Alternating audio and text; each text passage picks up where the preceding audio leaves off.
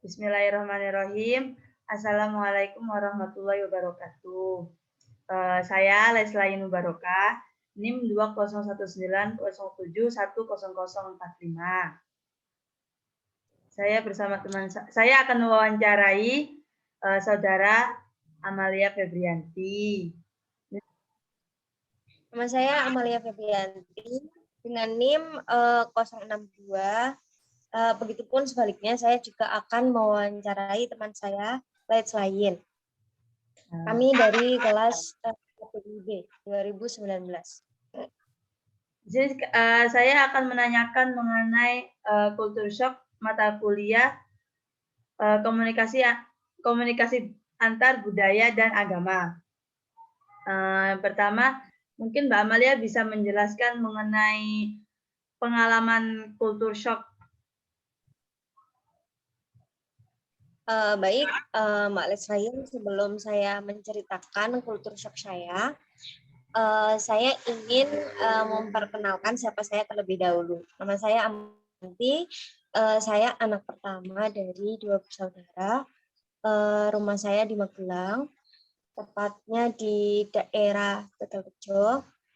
Lalu saat saya naik ke sekolah menengah pertama, saya memilih untuk memasuki pesantren, yaitu di daerah Jawa Timur, di mana saya merasa di situ saya merasa kultur shocking karena saya belum mengerti budaya atau kebiasaan di Jawa Timur. Kan kebiasaan di sana kan memakai bahasa Arab dan Inggris tiap hari gitu kan. Sedangkan kan saya di rumah memakainya bahasa Jawa, terus juga tiap harinya bahasa Jawa gitu kan. Jadinya agak shocking gitu loh sama kehidupan di sana. Terus kalau di rumah kan makan disiapin, apa disiapin. Nah, kalau di sana itu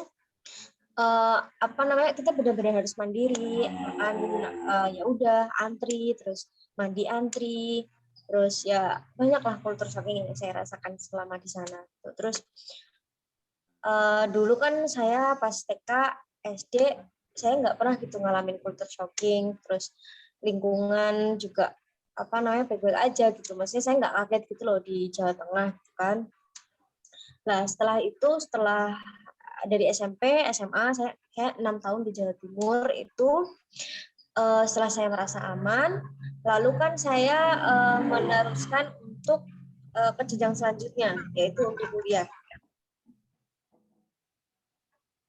Nah, setelah saya kuliah itu saya juga mengalami kultur shocking, di mana kaget gitu loh saya, karena kan kadang ada demo, terus waktu pertama kali ospek kan juga harus disiplin banget gitu kan, terus juga baru kenal sama lawan jenis gitu kan. Dulu kan teman saya cewek semua gitu loh, jadi kultur shockingnya saya di situ, kaget aja adaptasi dengan orang yang lawan jenis itu gimana, terus dengan orang-orang yang yang nggak di pondok, maksudnya di luar pondok itu gimana, juga saya mengalami kultur shocking. Tetapi bagaimana cara saya untuk adaptasi dan bergaul dengan teman itu tergantung pada saya sendiri. Terus selanjutnya kalau untuk kos-kosan itu saya nggak ngalamin kultur shocking ya, karena kan dari SD SMP dari SMP sampai SMA kan memang udah mandiri gitu loh, terbiasa hidup mandiri di pondok gitu loh, jauh dari orang tua, terus ya udah mandiri seperti itu. Jadi saya nggak ngalamin kultur shocking. Saya cuman ngerasanya yang shockingnya di kos itu kalau bapak kosnya itu kayak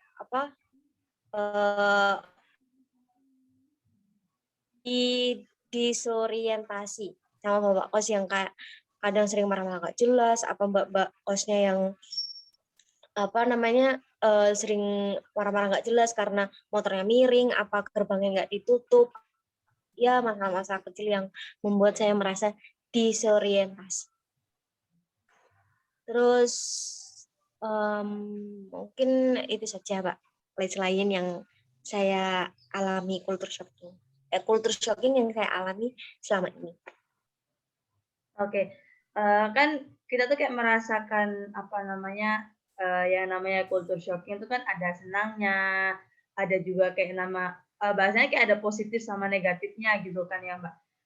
Mungkin kalau kesenangan dari apa namanya, tahapan kesenangan dari culture shock-nya Mbak Amalia sendiri itu apa?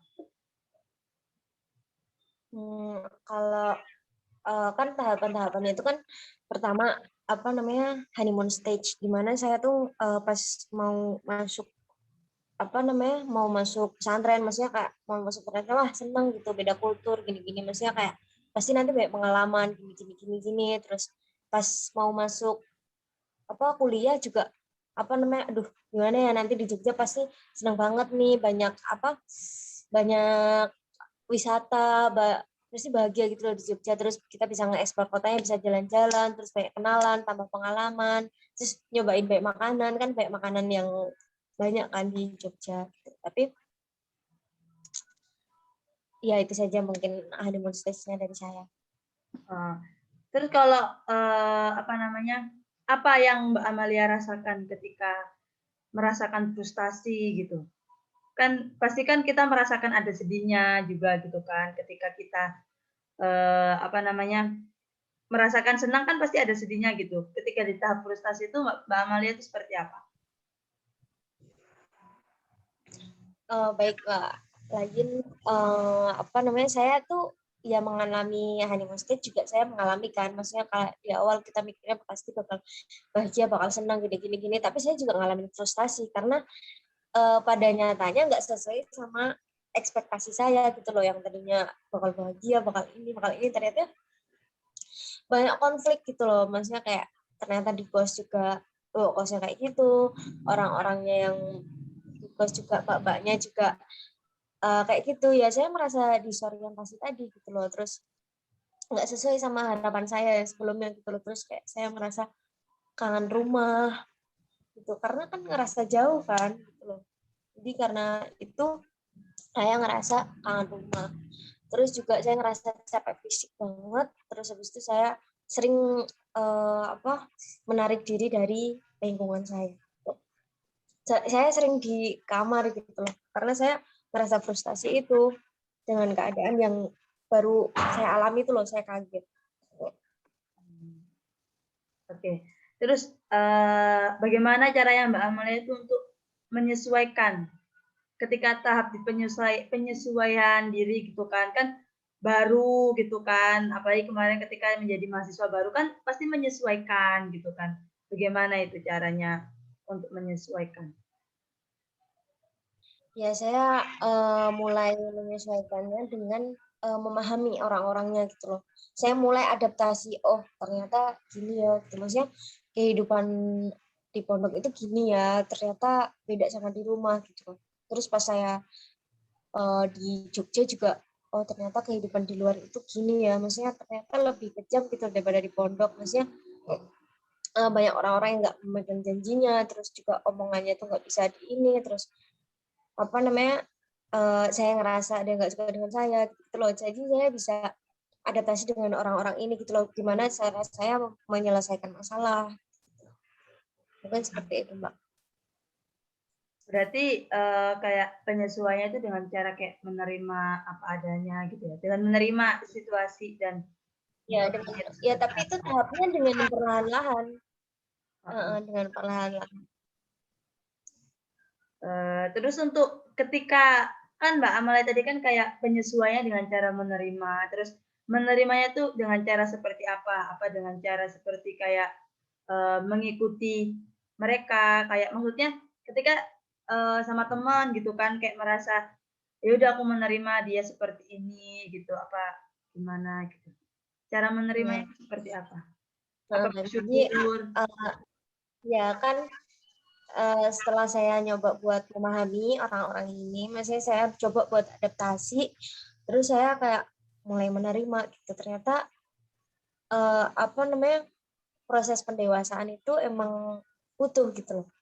Kayak tergantung tapi juga tergantung kemampuan mental saya juga gitu loh. Dengan saya memahami lebih baik karena kan budaya orang beda-beda gitu loh. Kita kan di Jogja, saya di Jogja di Jawa Timur juga orang-orangnya berasal dari daerah-daerah lain gitu loh, atau mungkin dari negara lain gitu kan. Jadi saya bisa memahami lebih banyak budaya, terus lebih percaya diri, terus saya bisa memperbanyak pengalaman dengan berbagai kultur itu gitu. Karena yaitu dari saya menerima dari membuat proses membuat mendewasakan diri saya dan berpikir bagaimana cara menghadapi kondisi yang berbeda.